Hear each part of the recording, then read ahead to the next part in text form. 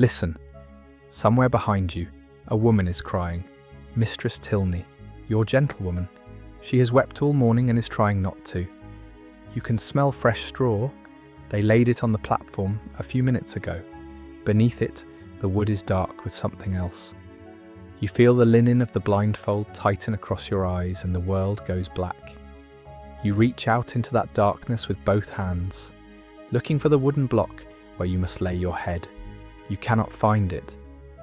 You say into the dark calmly, "What shall I do? Where is it?" It is the morning of the 12th of February, 1554. Tower Green, inside the Tower of London. You are Lady Jane Grey. You are 16 years old. Half an hour ago, you watched a horse and cart return to the tower, carrying the body of your 18-year-old husband. His head was wrapped in a cloth. The chronicler in the tower wrote that the sight was to her no less than death. This was not theatre. This was a Tuesday in the Tower of London. You think you know Lady Jane Grey. You don't. You have been told she was a victim, a pawn, a 9-day queen who fainted into the crown and out of it. A child sacrificed on an adult chessboard. Every part of that is wrong.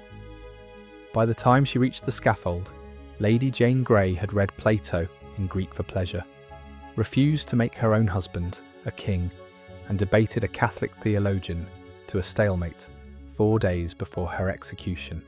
The judge who pronounced her sentence died a few months later, raving on his deathbed for someone to take her away. Over the next 20 minutes, 3 things. First, what an English scholar found her doing in an empty country house in 1550, and what it tells us about a mind almost no one alive in 1553 actually knew. Second, the 4-word answer she gave when offered the crown of England, an answer that ended a marriage and probably hastened her death. Third, what happened in the years afterward to the men who pushed her onto the throne, the man who pulled her off, and the judge who signed her death warrant. If you want to know what an actual 16-year-old said when handed the Tudor death machine and told to play her part, subscribe before this gets pulled. There is a reason this story keeps disappearing from the textbooks. In August 1550, an English scholar named Roger Ascham was passing through Leicestershire on his way to a diplomatic post on the continent. He stopped at Bradgate House, the country seat of Henry Grey, Marquess of Dorset, and his wife, Frances Brandon. They had a daughter named Jane. Ascham later published The Visit. The book is The Schoolmaster, which came out in 1570. After he was dead, his widow Margaret saw it through the press. Ascham arrived to find the entire household out hunting in the park. The Marquess, the Marchioness, the dogs, the servants, all of them. He was shown into the great hall and told the Lady Jane was upstairs. She was 13, alone in her chamber, reading Plato's Phaedo, the dialogue in which Socrates calmly discusses the immortality of the soul on the day of his execution. She was reading it in Greek. Ascham asked her, more or less, why. She answered that hunting was a shadow of the pleasure she found in Plato, and that her parents and the others didn't know what real pleasure meant. Anyone who has ever taught themselves a hard thing in a quiet room while everyone else in the house was out doing something easier. That is who we're talking about. A particular 13-year-old on a particular afternoon in 1550, choosing Greek philosophy over a deer hunt because the philosophy was, to her, more fun. This was the height. This was the mind that was being built. Hold it in your head. We're going to need it. 3 years later, in spring 1553, the King of England, Edward VI, Jane's first cousin once removed, began coughing blood. He was 15. He had no children, no wife, no legitimate heir. Under his father's law, Henry VIII's third act of succession, 1543, the throne would pass on his death, in order to his half-sister Mary, then to his half-sister Elizabeth. Mary Tudor was a devout Catholic, and the moment she took the throne she would, predictably, undo every Protestant reform of the previous 20 years. So Edward and his chief minister, John Dudley, Duke of Northumberland, sat down to rewrite the succession. The document survives in Edward's own handwriting, held today at the Inner Temple Library in London. It is called My Devise for the Succession. Now, the legal mechanism. The 1543 Act of Succession was a statute, an Act of Parliament. To override one, you needed another. What Edward wrote on his desk in early summer 1553 was a private letter patent, a handwritten will. It was not law, it contradicted law. From Northumberland's perspective, however, this was not usurpation. It was constitutional defence. 20 years of religious reform against a Catholic queen who would, predictably, undo all of it. It was as if a tech billionaire today scrawled a succession plan on hotel notepad and assumed it would override decades of corporate bylaws and shareholder agreements. The paper exists, it just isn't binding on anyone who reads the bylaws. On the desk lay a piece of paper in a sick boy's handwriting. Edward's draft originally skipped his half-sisters and named the male heirs of his cousin, Frances Brandon, Jane's mother. The phrase he wrote was, L. Jane's Aries Marsals, meaning the male children Jane was expected to have. By mid-June, Edward was failing fast and Jane had no son. So somebody, probably Northumberland, probably Edward himself, picked up a pen and amended the line. The new line read, L. Jane and her Aries Marsals. 3 words inserted, the girl who had been a placeholder for sons not yet born became, at the stroke of a pen, the next monarch of England. This was not madness. This was not panic. This was policy. Walk with her just for a moment. It is the morning of the 9th of July, 1553. You are at Chelsea Manor on the Thames, where you have been under quiet detention for 2 weeks. Edward died 3 days ago. They have not told you yet. A boat arrives. Your sister-in-law, Mary Sidney, John Dudley's daughter, comes to fetch you. You are taken downstream to Sion House, the Duke's residence at Isleworth, into a hall full of men in black. They tell you the king is dead, that he made a will, that the will names you the next sovereign. Northumberland kneels, Pembroke kneels. Your husband Guildford, 18 years old, kneels beside you. Your father kneels. Your mother, who by birth has the better claim, kneels too. You are, the chronicler writes, struck speechless, and then you fall to the floor and weep. The next day, the 10th of July, you're taken by river to the Tower of London, also a royal palace the way English monarchs began their reign. You are proclaimed Queen of England. On the second day, the question of crowning your husband came up. He wanted the title of king. His mother wanted it more. They sent a delegation. Here is what John Dudley did not anticipate. The girl who had read Plato at Bradgate had read him on power too. She knew at 16 what a kingship was and what a queen consort was. They were not interchangeable. The crown of England was not a wedding present. She refused. The chronicle records that she said the crown was not a thing for boys and girls. She offered to make Guildford a duke. He complained to his mother, who complained to Jane, and Jane held. Anyone who has ever, at 16, told a room full of older, powerful adults that they were wrong and meant it. That is who we are talking about. This was 4 days into a reign that would last 9. On the 19th of July, 1553, the Privy Council in London met without Jane and switched sides. Mary Tudor had been raising an army in East Anglia, and the country, it turned out, did not want a Protestant succession imposed by a duke. It wanted Henry VIII's daughter. By evening, Jane was no longer queen. She was a prisoner.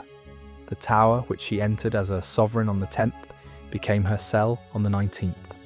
By the count that became famous, she had reigned for 9 days. Then came the executioners. On the 22nd of August, John Dudley, Duke of Northumberland, was beheaded on Tower Hill. He converted to Catholicism on the scaffold, but it did not save him. On the 13th of November, Jane was tried at the Guildhall. The verdict was guilty. The sentence was death. And here is where it almost ended. And then nothing happened. Days passed, then weeks. Mary, the Queen, a woman whose own life had been brutally constricted by her father, made it clear that she did not intend to kill the 16-year-old who had been a piece in someone else's game. The Spanish ambassador Simon Renard reported home that the Queen was inclined to mercy. And that should have been the end of it. It wasn't. In late January 1554, Sir Thomas Wyatt raised 3,000 Kentish men against Mary's planned marriage to Philip of Spain. He marched on London. Mary stayed. She was woken at 2 a.m. on the 7th of February to be told the rebels were at the gates. The rebellion failed within a week. Here is the detail that decided everything. Henry Grey, Jane's own father, the man who had pushed her onto the throne in July, then fled the Tower in tears in August, joined Wyatt's rebellion. 2 of his brothers joined him. Renard described the capture in his letter of the 8th of February. Henry Grey was found hidden inside a hollow tree on his estate at Astley in Warwickshire. His brother John was buried under hay nearby, that the Duke was discovered by a dog. On the 7th of February, Queen Mary signed her cousin's death warrant. Now think about the system that did this. Tudor England in 1554 had no standing army, no police, no prison system as we would recognise it. What it had was a small efficient apparatus for political execution, a treason trial, a warrant, a scaffold inside a fortified compound, a burial under the chapel. Imagine a state where the same legal mechanism used to clear out competing dynastic claimants, judicial beheading on a treason charge, was also the standard managerial tool for handling religious dissent. That was this system. Small, fast, almost impossible to appeal. Over the next 4 years, the same machine, under Mary, would burn at the stake at least 280 men and women for refusing to convert back to Catholicism. That is one execution every 5 days, for 200 straight weeks, lined up shoulder to shoulder. 280 bodies would fill the inside of a small parish church. Among them, Thomas Cranmer, former Archbishop of Canterbury, and the bishops Latimer and Ridley, burned together at Oxford in October 1555. By the time Mary died in November 1558, the campaign had earned her the name by which she is still remembered, Bloody Mary. One of the first names entered into that machine in February 1554 was Lady Jane Grey. Mary, herself a serious Catholic, did not want the girl to die a Protestant. She sent her own confessor, John Feckenham, Abbot of Westminster, to the Tower to convert her in the 4 days before the execution. Now, a problem of evidence? We don't have a stenographer's transcript of what Jane and Feckenham said to each other. There were no court reporters in 1554. What we have is a written-out dialogue, printed 9 years later by John Foxe in his enormous book, Acts and Monuments, first published in 1563. Foxe was a Protestant exile during Mary's reign. He returned after her death and gathered every document he could find about the people Mary had killed: prison records, smuggled letters, deathbed accounts, eyewitness reports. By 1570, on order of the Convocation of Canterbury, his book was chained beside the Bible in every cathedral in England. The dialogue Foxe printed shows a 16-year-old answering a senior Catholic theologian, a man trained at Oxford and Westminster Abbey, point for point on transubstantiation, Scripture, the authority of the Church versus the authority of the text. She answers in plain English and concedes nothing. Asked the foundation of her faith, she answered that she grounded it on God's word and not upon the Church. Feckenham reported back to Mary that the girl was a lost cause. He asked, however, to be allowed to walk her to the scaffold. She granted it. He had, by his own account, become fond of her. The morning of the 12th of February, 1554, was grey and cold. Around 10 o'clock, Lord Guildford Dudley, 18, was led from his cell out to Tower Hill, where commoners were allowed to watch. He gave a short speech, knelt, and was beheaded with one blow. A horse and cart brought his body back inside the tower walls, his head wrapped in cloth, and lying with him in the cart. The cart passed beneath the window where Jane was being held. The chronicler, an anonymous resident of the tower, whose private diary survives, edited and printed by John Gough Nicholls for the Camden Society in 1850, recorded that she watched the body taken from the cart, a sight to her no less than death. Then the lieutenant came for her. She was dressed in black and carried her own prayer book, a small black volume that survives today a few hundred yards from the Chronicle in the same library. She had written messages to her father and her sister inside it the night before. She read from it the entire walk to Tower Green. On the platform she made the speech Foxe later printed. She acknowledged the sentence was lawful. Under the law as it stood, she had committed treason, and said she had washed her hands in innocency before God. She asked the crowd to pray for her while she yet lived. She gave her gloves and handkerchief to her gentlewoman, Mistress Tilney, then recited Psalm 51 in English aloud, and handed her prayer book to Sir John Bridges, the lieutenant of the Tower. With steady fingers she untied her own gown. The hangman knelt and asked her forgiveness, as was customary. She gave it. Then the blindfold went on. The world went dark, and her hands went out into the dark looking for the wooden block. She could not find it. She said, "What shall I do? Where is it?"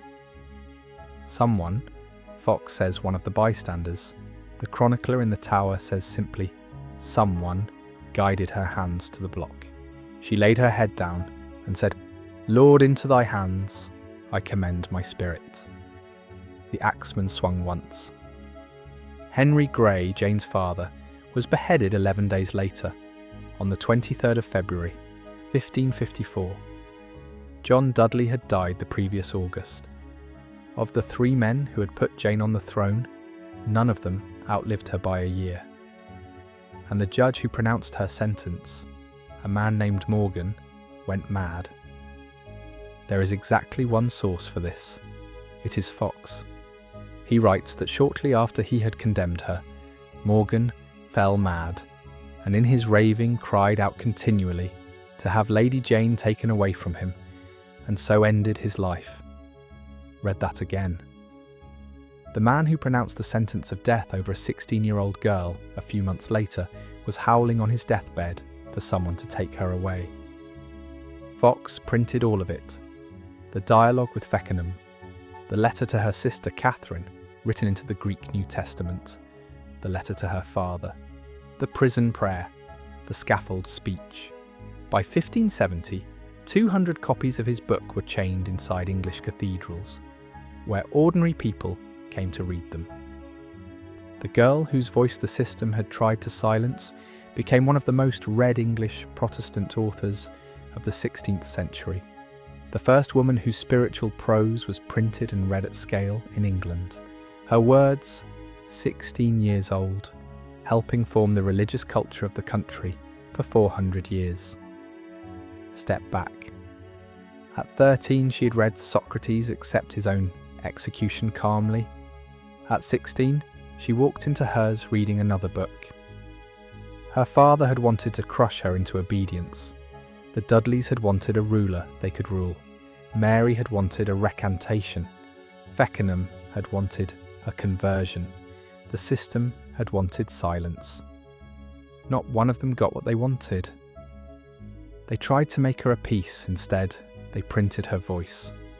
They tried to discipline a child. Instead, they unleashed a mind that could not be disciplined. They tried to silence a 16-year-old. Instead, They chained her words inside every cathedral in England. 500 years later, you can walk into the British Library and read what an anonymous man wrote down on the morning of 12th of February, 1554. You can hold the prayer book she carried up the steps.